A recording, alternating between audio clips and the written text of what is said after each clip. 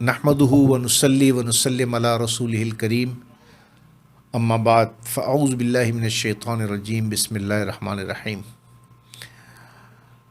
حمد و صلوات کے بعد ناظرین، سامعین، آپ جیسا کہ جانتے ہیں کہ ہم مختلف موضوعات کے ساتھ آپ کے سامنے آتے رہے۔ آج کا جو ہمارا موضوع ہے وہ ہے قیامت، یعنی اینڈ آف دا ورلڈ۔ کیا سائنٹیفک پوائنٹ آف ویو ہے اینڈ آف دا ورلڈ کا؟ قرآن مجید فرقان حمید میں تو واضح اور احادیث مبارکہ میں آثار قیامت، علامات قیامت کثرت سے موجود ہیں۔ یعنی قیامت سے پہلے کے حالات اور زمانے سرکار دو عالم نور مجسم صلی اللہ تعالی وسلم، صحابہ کرام حضرت عمر بن خطاب رضی اللہ عنہ روایت فرماتے ہیں کہ ایک مرتبہ سرکار دو عالم نور مجسم صلی اللہ تعالی وسلم فجر کی نماز کے بعد ممبر پر جلوہ فروز ہوئے، اور ابتدائے آفرینش سے، یعنی from the beginning of the creation of this universe, یا کریشن مخلوق کی تخلیق کی ابتدا سے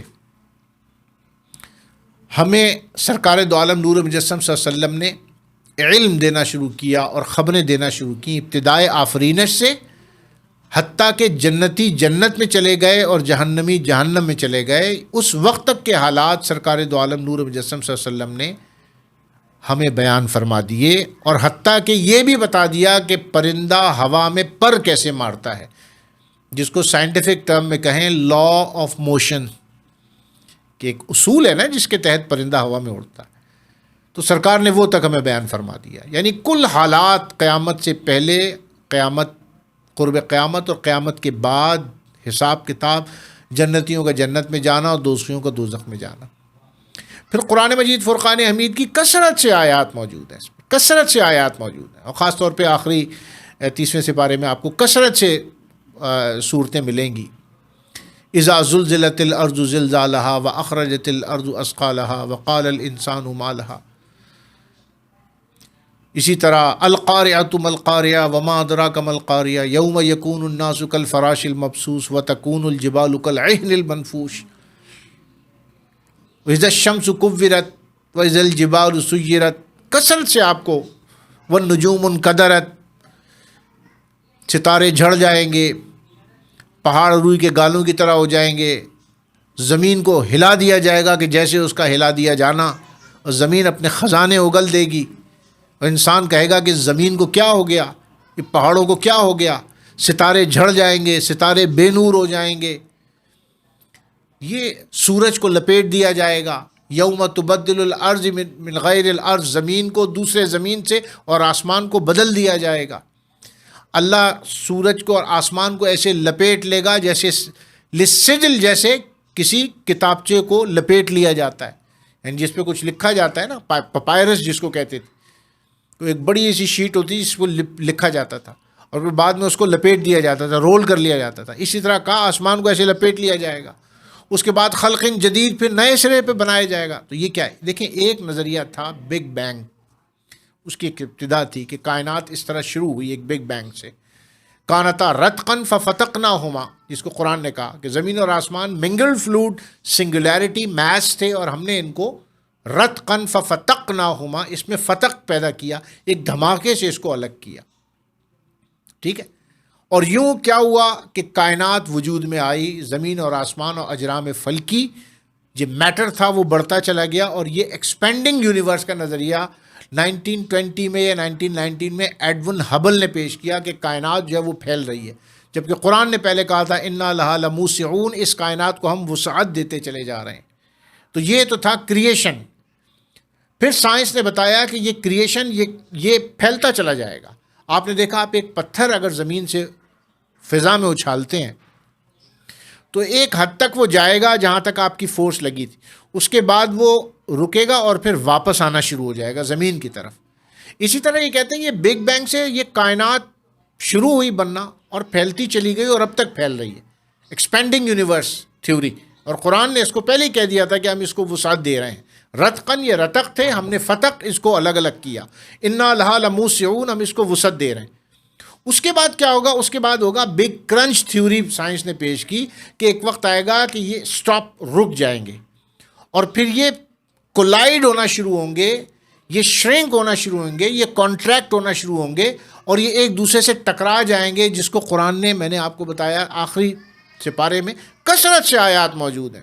ستارے جھڑ جائیں گے، بے نور ہو جائیں گے، زمین اور آسمان، سورج جو ہے وہ سوا نیزے پہ آ جائے گا، پھٹ جائے گا، وردتن کا دہان، آسمان پھٹ کے سرخ نری کی طرح ہو جائے گا، زمین کو دوسری زمین سے بدل دیا جائے گا. یہ الفاظ قرآن مجید فرقان حمید میں واضح طور پہ موجود ہیں. اور سرکار دو عالم نور مجسم صلی اللہ علیہ وسلم نے جب یہ آیت کو پڑھا تو امام جعفر صادق رضی اللہ تعالیٰ عنہ سے پوچھا گیا کہ اس سے کیا مراد؟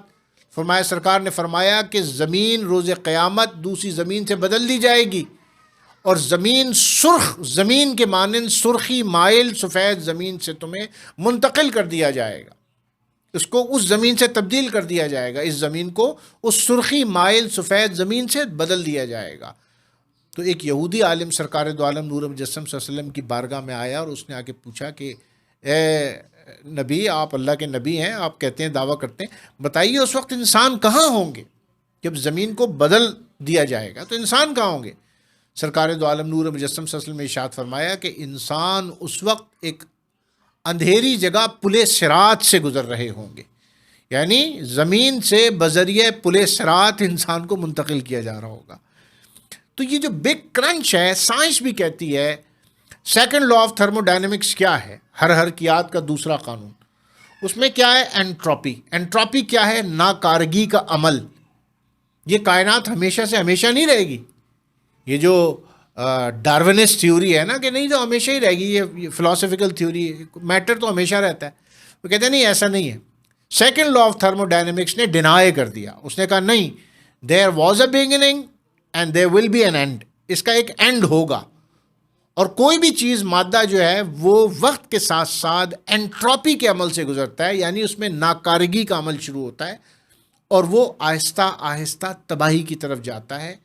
وہ ترتیب جو تھی وہ بے ترتیبی کی طرف آ جاتی ہے. تو لہٰذا اینڈ آف دا ورلڈ کیا ہے؟ اینڈ آف دا ورلڈ یہ ہے کہ قیامت حق ہے. اب فرمایا کب آئے گی؟ تو فرمایا کہ اس کا علم تو اللہ کو ہے. میں ایک چھوٹی سی بات کہوں گا، وقت بہت مختصر ہے، شاید کہ تیرے دل میں اتر جائے میری بات اور میرا اشارہ سمجھ میں آ جائے آپ کو. حکیم صاحب سے پوچھا مریض نے کہ بتائیے مرض کب تک رہے گا؟ وہ کہیں گے جب تک تم چاہو جب تک رہے گا. کیا مطلب؟ جب تک بے احتیاطی کرتے رہو گے، جب تک تم ایسی چیزیں کھاتے رہو گے، جب تک تم خیال نہ رکھو گے صحت کا، مریض رہو گے. صحت مند نے پوچھا صحت کب تک رہے گی؟ انہوں نے کہا جب تک تم چاہو. کیا مطلب؟ مطلب یہ کہ جب تک تم خیال رکھو گے اس وقت تک صحت رہے گی. یعنی قیامت میں سمجھتا ہوں کہ انسان کے اپنے اعمال پر بھی ہے. اعمال جب شروع ہو جائیں گے نا ایسے تو قیامت بھی آ جائے گی. اور یہی نشانیاں بتائی ہیں. ایگزیکٹلی قیامت کے وقت کو نہیں بتایا کہ آفٹر سو مینی ایئرس، اتنے سالوں کے بعد آ جائے گی، اس ڈیٹ کو آئے گی، یہ نہیں بتایا. کہا آئے گی. اس کی نشانیاں یہ ہیں کہ سینیریو یہ بن جائے گا. اب جب تباہی کا سینیریو بن جائے گا تو پھر قیامت بھی آ جائے گی. تو ضرورت اس بات کی ہے کہ سرکار سے جب پوچھا کہ قیامت کب آئے گی ایک شخص نے، تو سرکار دو عالم نور مجسم صلی اللہ تعالیٰ علیہ وآلہ وسلم وہی حکمت والی بات، یہ بتاؤ کہ اس کی تیاری کتنی کی ہے تم نے. اس کو تو آنا ہے. دنیا میں واحد چیز ہے جس پر کوئی ڈسپیوٹ نہیں ہے، رنگ پر، نسل پر، مذہب پر، خدا کے وجود پر، نبیوں پر، ہر فلسفے پر اعتراض ہے. ایک ایسی چیز ہے جو انڈسپیوٹڈ ہے اور وہ ہے موت، اٹل. Everyone believes, atheist, communist, religious, Hindu, Muslim, Jew, Christian believe that we have to die, ہمیں مر جانا ہے. سرکار نے پوچھا مرنا تو ہے نا؟ ہاں. تیاری کیا ہے؟ تو اللہ سے دعا ہے کہ اللہ تبارک و تعالیٰ تیاری کرنے کی توفیق عطا فرمائے. مومن کے لیے قیامت کا دورانیہ ایسے ہوگا جیسے 2 رکعت نفل نماز بھی پڑھیں اور اس دن کو بھی یاد رکھیں جس دن اللہ کے سامنے پیش ہونا ہے. وآخر دعوانا ان الحمد للہ رب العالمین.